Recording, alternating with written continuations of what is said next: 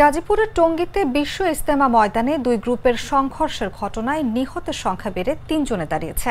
মাওলানা জুবায়ের অনুসারীদের মিডিয়া সমন্বয়কারী হাবিবুল্লাহ রায়হান বিষয়টি নিশ্চিত করেছেন। স্থানীয় সূত্রে জানা গেছে, বিশ্ব ইজতেমার আগে আগামী ২০ ডিসেম্বর থেকে ৫ দিনের জোর ইজতেমা করার জন্য সাদ অনুসারী মুসল্লিরা ইজতেমা ময়দানে প্রবেশের চেষ্টা করছিলেন। আর সাদপন্থীরা যেন ইজতেমা ময়দানে প্রবেশ করতে না পারেন সেজন্য আগে থেকেই ময়দানে অবস্থান করছিলেন জুবায়েরপন্থীরা। মঙ্গলবার দিবাগত রাত ৩টার পর কামারপাড়া ব্রিজ পার হয়ে ইজতেমা ময়দানের বিদেশি নিবাসের গেট দিয়ে প্রবেশের চেষ্টা করে সাদপন্থীরা। এ সময় পাহারায় থাকা জুবায়ের অনুসারীদের মারধর করে ফটক খুলে ময়দানে প্রবেশ করে তারা।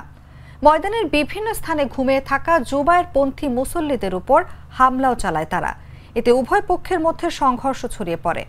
আহতদের উদ্ধার করে টঙ্গীর শহীদ আহসানুল্লাহ মাস্টার জেনারেল হাসপাতাল ও ঢাকা মেডিকেল কলেজ হাসপাতালে নেওয়া হয়।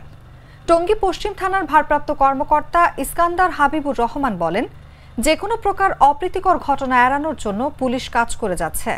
পুলিশের পাশাপাশি সেনাবাহিনী ও বিজিবি সদস্যরাও ইজতেমা ময়দানের আশেপাশে মোতায়েন রয়েছে।